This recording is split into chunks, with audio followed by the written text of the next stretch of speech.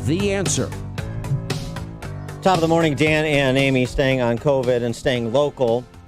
The issue of high school sports, since there are many parents who can't quite make out why their daughter can't play hockey, but J.B. Pritzker's daughter can ride horses, for example. I know. J.B. Pritzker's daughter's off limits. Right. How dare you? He can control our kids, but we can't dare ask about his. Also, of course, the fact that all Midwestern states are playing high school football and Illinois is not one of them.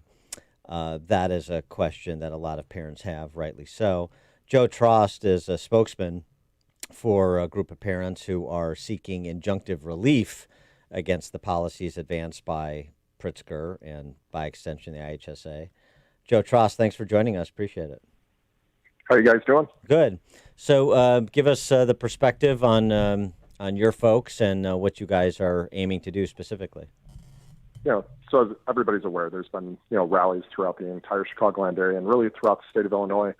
Over the past couple of weeks, student athletes trying to advocate for themselves and parents speaking up, asking, as we've learned more about the situation, that there's proper health and safety protocols, as you could see, through 80% of the country, every Midwest state that's running high school fall sports.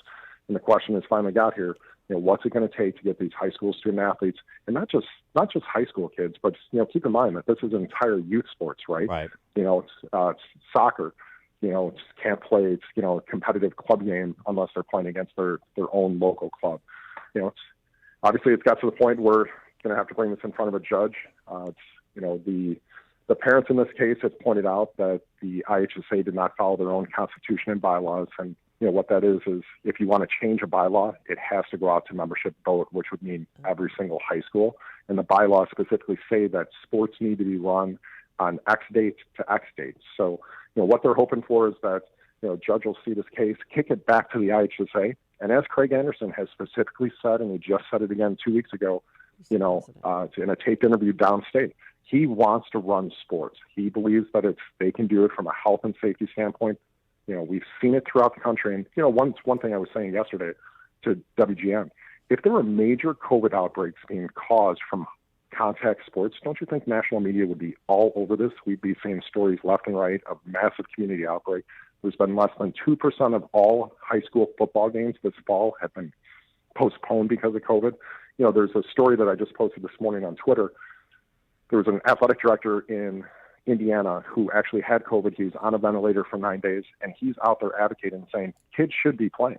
There are ways to do this now. This is not March and April when we're still learning things, which I think everybody at that time agreed from a sports standpoint, hey, we have to take a step back. Let's learn. Let's make sure we could do this stuff. But, the last thing I'll add here is we've seen the studies, right? There's been, the mental health standpoint, depression and anxiety. Those are two things, people love to talk about, but we need to do something about it. And especially when it comes to teenagers, those are the two leading causes for teen suicide. And again, how many times in your life have you heard, oh man, I can't believe that person committed suicide? Well, the signs are there, different health organizations are coming out, and we need to stand up for these kids. And that's really what these parents are doing. And what about the financial hardships for families? I mean, I know we shouldn't put all the eggs in one basket. You should have, academics should be strong as well as your athletic ability, but it's some real college money out there that they're going to be missing out on.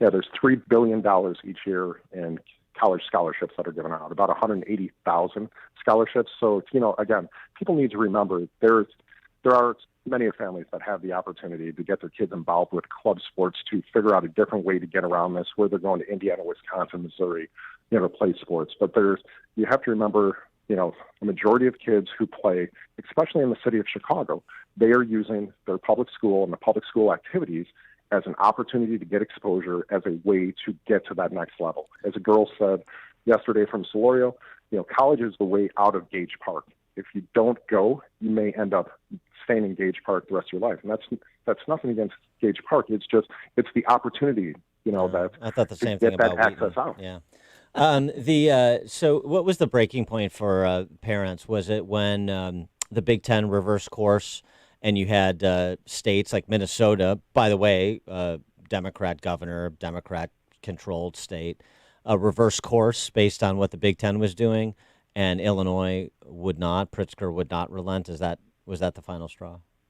I think it was as Michigan fell, you started seeing the dominoes, right? And Nevada is set to flip too. So they're going to be the seventh state in 14 days to flip. So you saw Michigan go, you saw Minnesota go.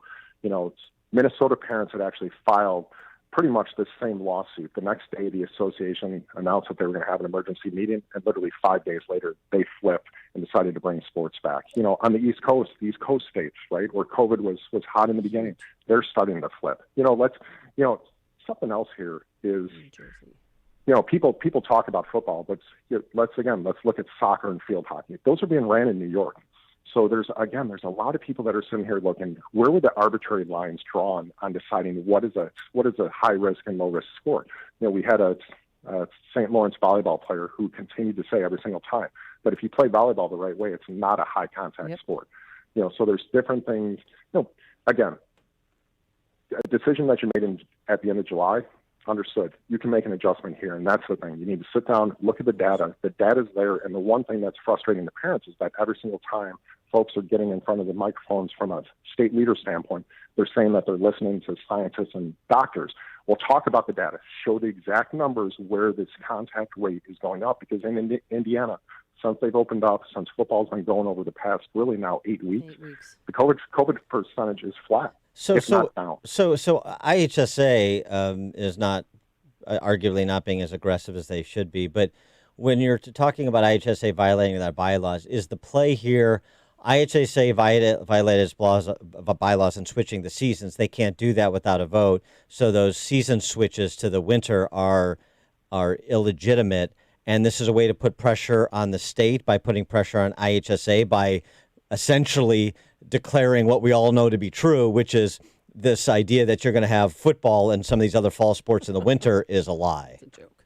Yeah, you have to remember here, there was no contract signed that the IHSA was taken over by state government. IDPH has issued guidelines. It's not an executive order. And just like they did in Michigan, the association decided to go against, they decided to run even though the Department of Public Health there said not to. In Pennsylvania, they went against the governor. This is an opportunity here to kick this back to the IHSA and the board of directors, which is built of, high school principals, and sit there and say, we're giving you the power back. Here's the political cover.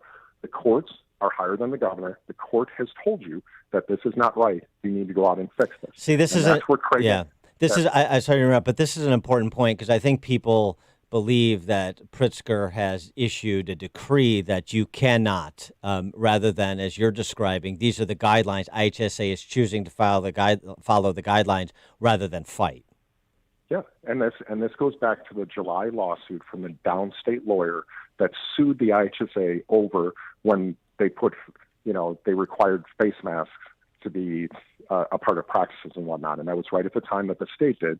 So that downstate lawyer had accused the private entity of the IHSA in collusion with state government. So in a legal move, the IHSA said, hey, we're going to listen to IDPH, for our return to play guidelines. Well, now, obviously Craig Anderson, from a political standpoint, is kind of stuck in the middle because people need to remember back in 2014, the state government tried to take over the IHSA.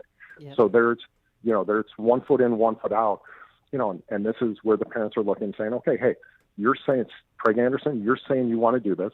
So we're going to take this to court. We're going to have a court say, something, what's being done right now is wrong. We're going to kick it back to you. We're going to give you the power, and we're going to see, do you want to run this, and how's this going to go?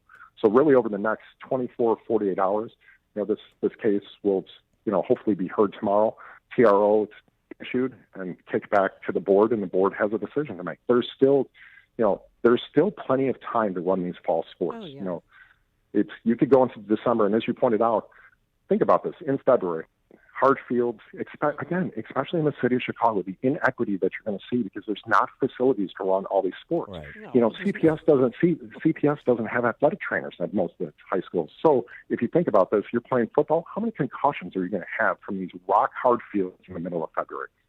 Yeah, and then also boys and girls soccer at the same time. There's not enough fields at any of these schools to even, there's not enough time in the day. But let's add in the city of Chicago now, another layer of bureaucracy that we have to go through.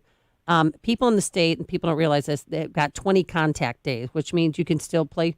People in the suburbs are still having football practice volleyball practice, soccer practice. But in the city, Dr. Warde and the Chicago Health Department said, no, not so fast, denied us those 20 contact days. And Lori Lightfoot doesn't even know what's going on. At the press conference yesterday, she, acted like, no, this is a state problem. This is the governor's problem, and it's not. Lori misspoke there. It's just like as the governor did the previous week when he was talking about high school locker rooms. And that's the thing. Some of these, you understand that the mayor and the governor, hey, there's a lot of different things going on, but also the same standpoint to snap back and to talk about things in a public realm there, is very misleading, and that's not the right thing to do. But at the end of the day, everybody's trying to fight for the kids because you realize the mental impact, the financial hardship. The kids are specifically saying, we need state leaders to believe in us as much as they want us to believe in them.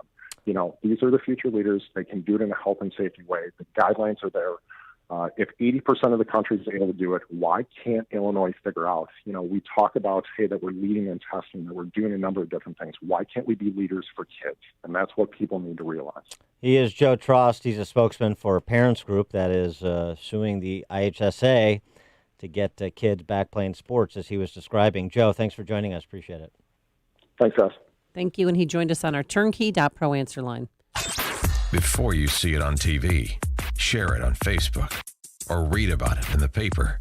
Hear it here first. This is Chicago's Morning Answer on AM 560.